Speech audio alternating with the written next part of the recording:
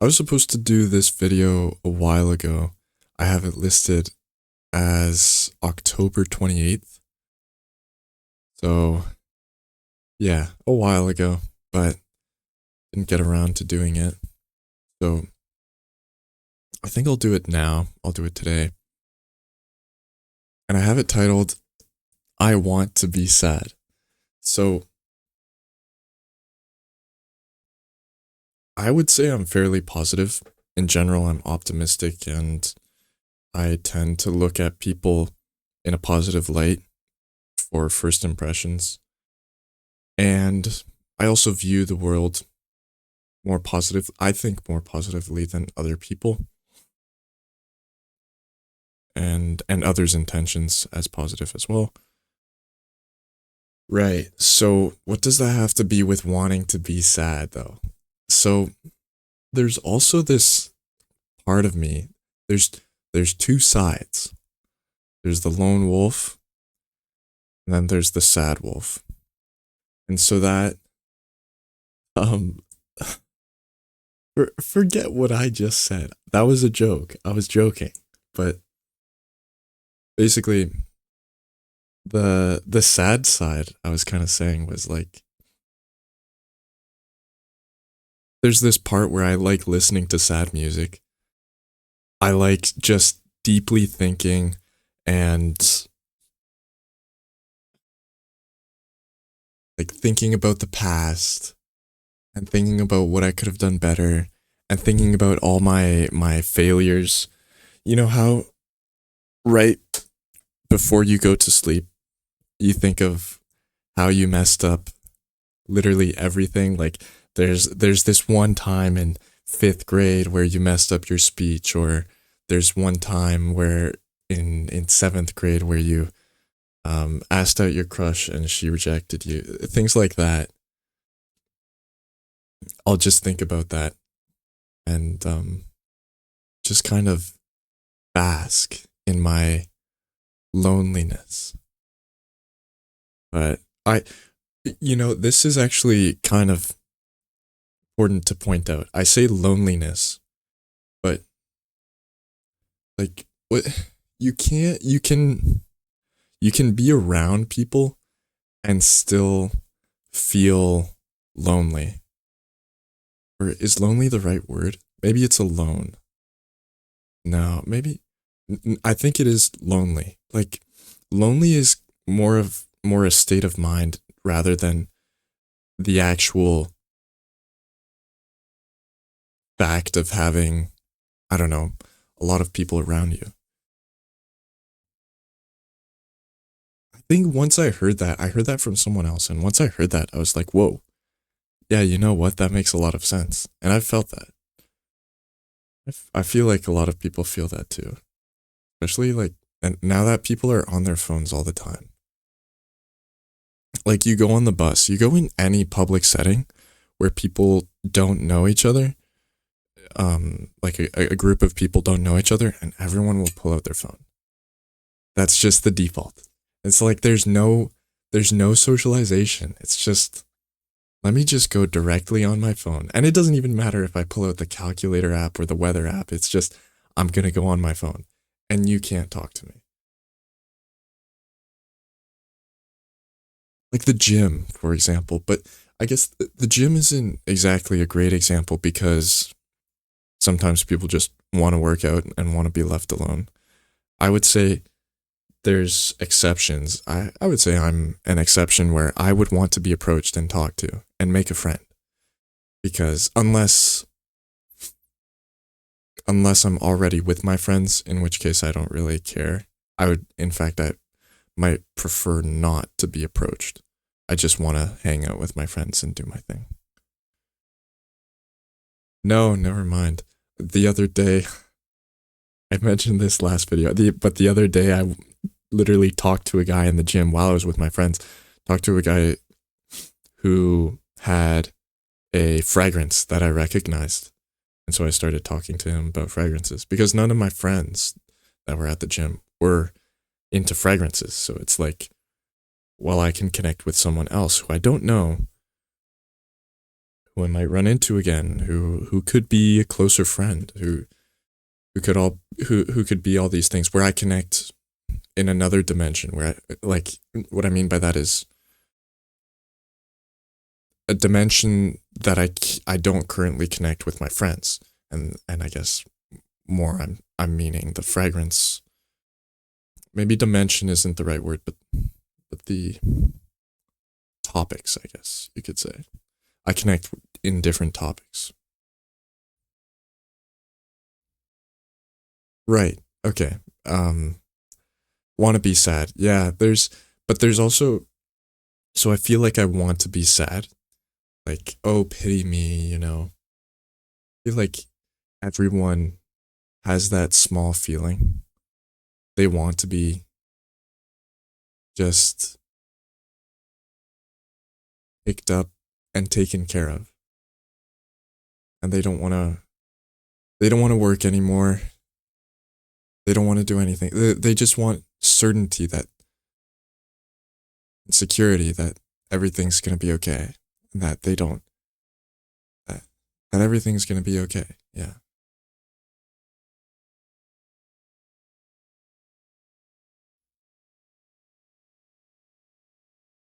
But you don't really ever get that. Even your parents. I think your parents would be the closest to that. I mean, I'm particularly thinking my mom, where if I'm sick, she'll take care of me completely. She'll make my food, she'll make my bed, she'll I don't know, help me get up and brush my teeth when I was younger or like anything. You name it. She'll drive me to school. She'll do everything. But it's also like what if my mom gets sick? Then what? Then I can't really. I guess now it's my dad's turn, but my dad can't take care of me completely. Not the way my mom does, at least. And then, like, also, they've got to be cautious about money too, so they can't just spend everything on me. They have to be frugal at times and realize that not, we can't be spending money on everything. We should prioritize certain things financially.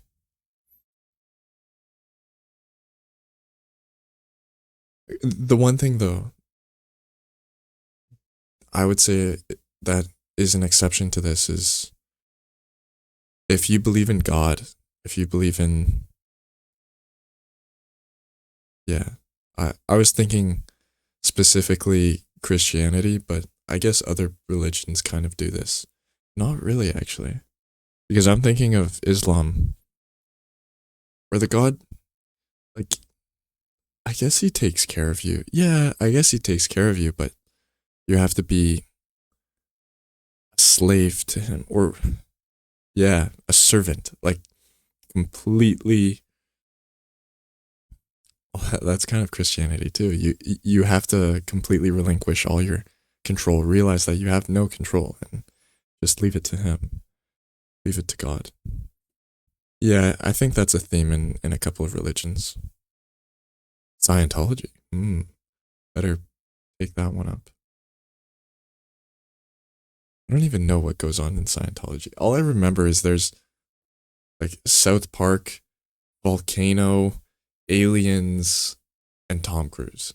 Yeah, that's Scientology. And like levels. And also blackmail. Yeah, okay.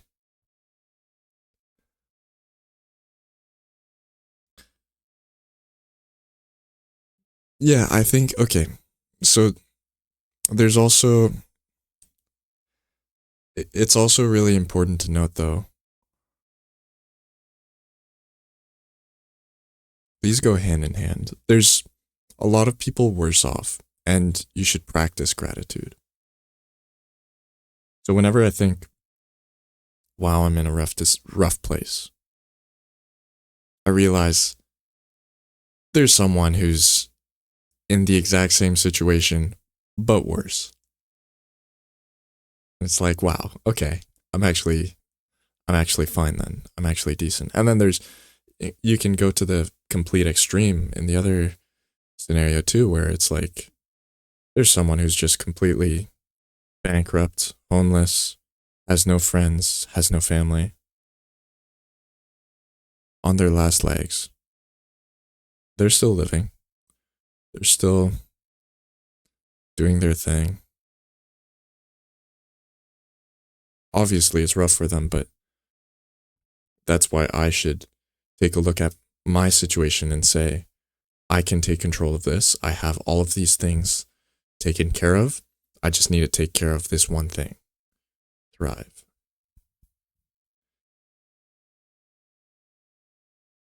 So just practice gratitude.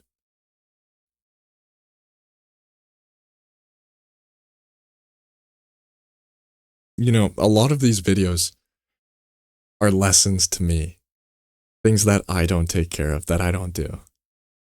And I'm just telling myself, you should be doing this. And this, I'd say especially this one. This is like, practice gratitude. I should practice gratitude. And I think I should pray more.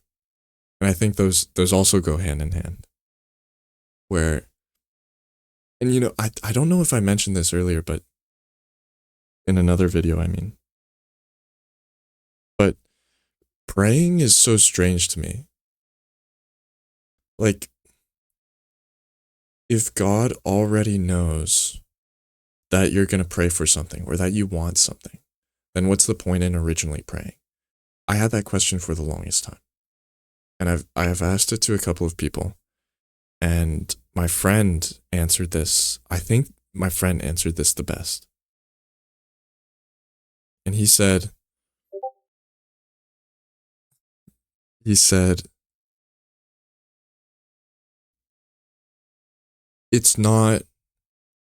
more for you. It's not for God. You ask it because, I mean, think of it like this. You can pray in your head or out loud. It makes no difference. So why do people pray out loud? Well, it's because it's more familiar for them. It doesn't matter whether you pray out loud or pray in your mind. And then kind of narrowing down from there. Well, if I pray in my mind or pray out loud, why does it even matter that I pray? I already know what I'm going to pray. I already know that God knows that I'm going to pray this. So why would I even pray it? Like, the effort that you put in, the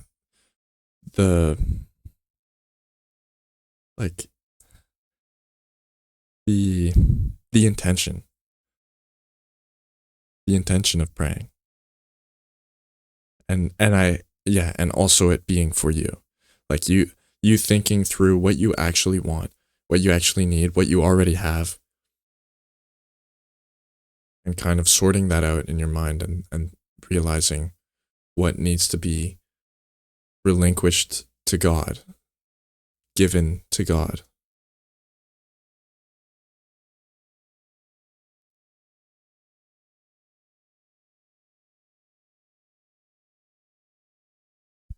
Yeah, honestly, I think I've already said this before too, but how can you be atheist? Like, and still and not be like, I don't know, still have meaning, still have purpose in life. I read, my goodness. The Trial, right, by Franz Kafka. That was kind of weird. It was weird because it's basically about this guy, F, who gets arrested, but like unofficially arrested. He gets arrested in his own apartment, but he has to go to the room beside him who's owned by someone else, and they just interrogate him there, like conduct a mini trial there, and then to tell him, well, okay, they didn't conduct a mini trial. They basically warned him that he's being arrested in that place. Um, but it felt so unofficial. And then he continues about his life thinking like, oh, it's not actually real. And then he actually has to go to another place for the remainder of his trials, which are every week. And it's some other apartment at some different room, even though every room in the apartment is owned by someone. It's somebody's home. This apartment is also somebody's home, actually, and they rent it out, or they like offer it to the trial because they have to. And so it's like all cramped, and people are, a bunch of old people are at a table and just, or like watching the trial unfold while Franz Kafka is like trying to sort this out and figuring out what this trial actually means and if it's real or if it's unofficial, and putting on his brave face to take on the trial and convince the judge that he's not guilty, he's innocent.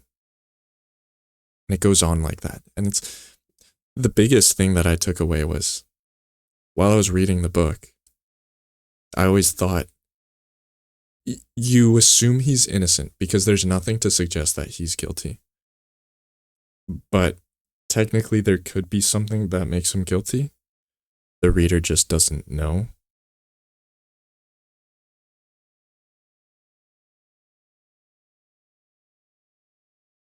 Yeah, but it just, you should assume. I think you should assume that he's innocent.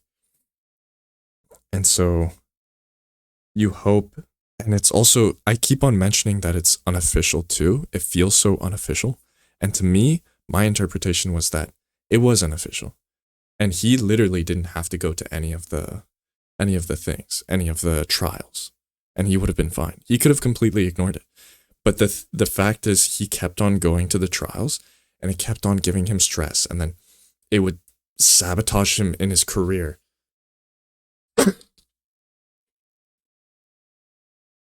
and he'd have to keep on thinking about the trial, and then it just cascaded until all he could do was just work at the trial. What I mean by that is like submit petitions and hire lawyers and figure out the strategies that he's going to have to do. But yeah, as I said though, he could have just, in my opinion, he could have just not done any of that. He didn't have to stress over it. Like he was putting unnecessary stress on himself by taking it so seriously. And then, yeah, maybe I shouldn't spoil it, but it's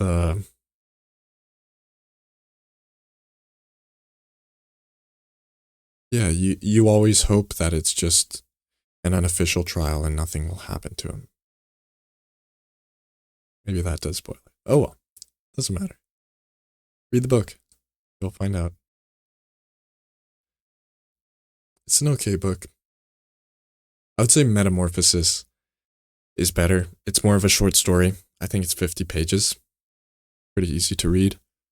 I just read it before I went to sleep. Same with the trial, but Metamorphosis was pretty quick. The trial is kind of, you have to have more patience because a lot of the time there's just nothing going on. That's the point of it. The point of the trial is that there's nothing going on.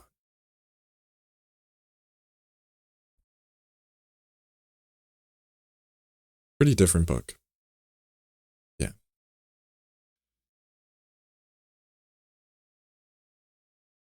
Well, I'm done. I don't know what else to really talk about.